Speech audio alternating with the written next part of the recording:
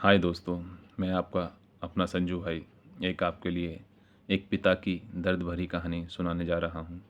तो प्लीज़ मेरे चैनल को सब्सक्राइब करें, मुझे लाइक करें, फॉलो करें और घंटी का बटन ज़रूर दबाएं ताकि आगे से आने वाली कोई भी वीडियो आप सभी को मिल सके। तो मैं अपनी कहानी शुरू करता हूँ। एक मजबूर पिता जो अपने परिवार को अपनी तरफ से पूरी मेहनत, अपनी तरफ से पूरी ईमानदारी से कोशिश कर रहा है कि उस परिवार को पाल-पोस के अच्छा जीवन दे सके।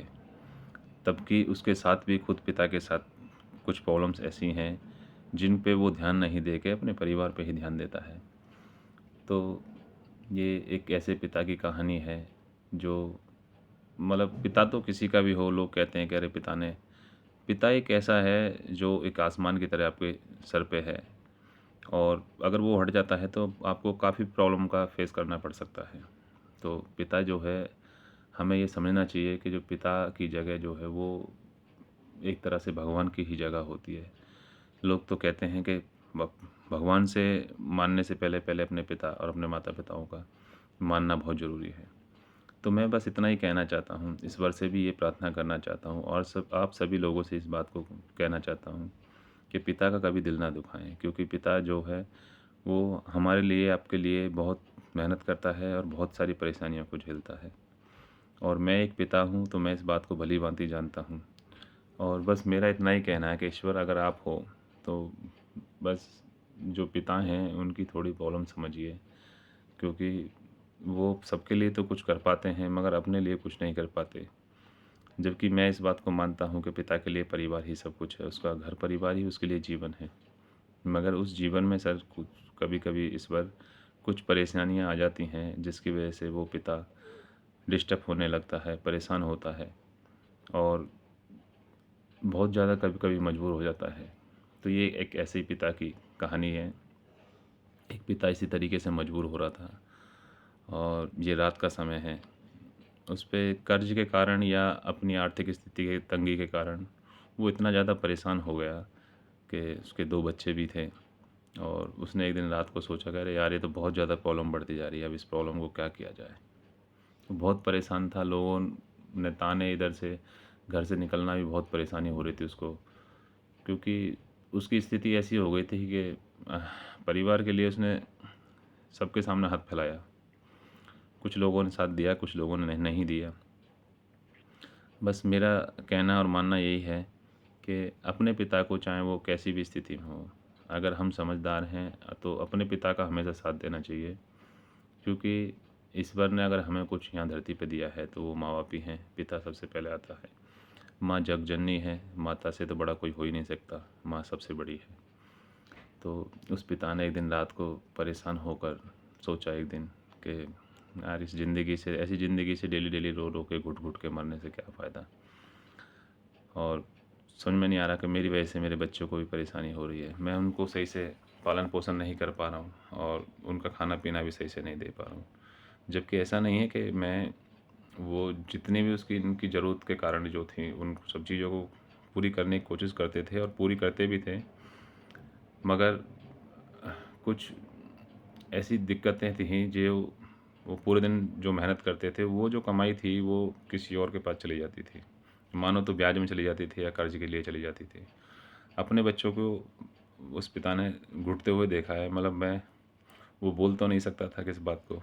घर में कभी वाइफ़ ने बोला कि ये सामान ला दो, वो ला दो, या तो बड़ा हिचकिचाता था वो, सब्ज़ी के लिए भी बड़ा हिचकिचाता था कि कोई नहीं यार, आज काम चल जाएगा, कल देखते हैं, या सुबह काम चल जाएगा तो शाम को देखते हैं। ऐसे ही घर में भी देखो प्रॉब्लम होने लगती है, परेशानी होती है। जब धीरे-धीरे ये सब चीज़ों को सब लोगों को पता लगने लगे कि यार वो तो बहुत परेशान हो रहा है और ये है, वो है। तो परिवार ने उसका धीरे-धीरे सबने साथ छोड़ दिया और लोगों ने उसकी तरफ देखना ही बंद कर दिया। वो बहुत परेशान हो रहा था। उस दिन रात की बात है।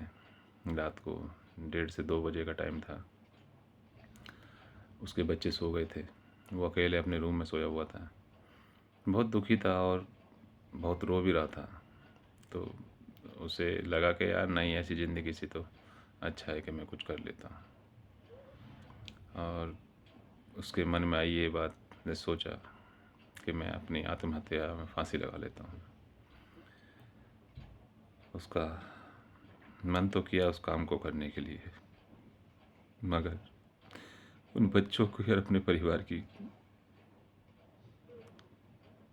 चेहरे को देख के वो कैसे अपने आप को ख़त्म करे। क्योंकि लोग कह तो देते हैं कि मरना बहुत आसान होता है, मरना इतना आसान भी नहीं होता। मरने के लिए भी बहुत बड़ा दिल चाहिए, और उस दिल से बड़ा अपने परिवार को संभालने की, अपने परिवार को पालने की जिम्मेदारियां भी लेनी बहुत ज़रूरी हैं। परेशानियों से डर के भागना कोई रास्ता नहीं है, वो इस बात खूब अच्छी तरह से जानता था वो पिता, मगर मजबूर हो रहा था। करे तो क्या करे, ऐसा हर तरफ से मेरी वजह से मेरे बच्चे भी आज परेशानी में हैं और मैं उनके लिए कुछ नहीं कर पा रहा है, इस तरीके से वो सोच रहा था। तभी उसके दिमाग में ये समझ में आया कि नहीं यार, अभी तो ये छोटी सी प्रॉब्लम है, अगर तू नहीं रहेगा तो ये प्रॉब्लम और ज़्यादा बढ़ जाएगी। तो मैं उन सभी पिताओं से यही कहना चाहता हूँ कि कभी भी ऐसी कोई गलती ना करें जिसके कारण आपके पूरे परिवार को या आपके फैमिली को या किसी को भी परेशान होना पड़े। क्योंकि पिता जो है वो किसी का ही पिता हो, पिता एक आसमान की तरह है, और जब सर से आसमान हट जाता है तो सब कुछ हट जाता है।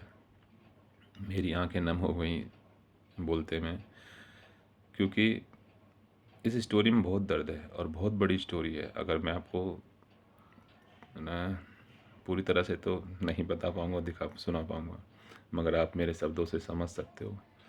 तो मेरा इतना ही कहना है कि इस बार अगर आप हो कहीं, तो पिताओं को इतनी सद्बुद्धि दो और इतने बल दो ताकि वो अपने परिवार के लिए पूरी मेहनत और ईमानदारी के साथ लड़ते रहें। और कभी भी समय कमज़ोर हो तो उन्हें इतना बल दो कि वो उस समय से लड़ें।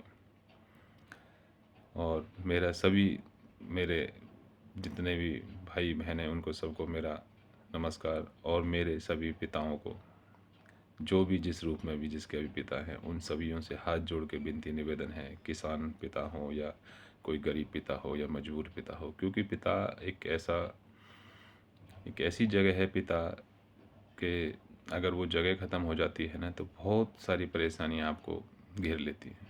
तो पिता का होना बहुत ज़रूरी है, और पिता के साथ साथ होना, आप लोगों को जो है पिता का आदर सत्कार हमेशा करना चाहिए। पिता ने हमें जन्म दिया है, यही हमारे लिए सबसे बड़ी दौलत है। हम लोग सोचते हैं कि नहीं यार हमारा पिता कुछ नहीं कर गया या नहीं, अरे आपको उसने पैदा किया है, यही बहुत बड़ी बात है, आपको उसने सब कुछ दे दिया। तो जय हिंद, जय भारत और जय माता दी। आप सभी लोगों को मेरा बहुत बहुत प्यार। अगर आपको ये स्टोरी कहानी अच्छी लगी हो तो प्लीज़ मेरे चैनल को सब्सक्राइब कर दें और इस वीडियो को ज़्यादा से ज़्यादा शेयर करें। I love you, thank you so much.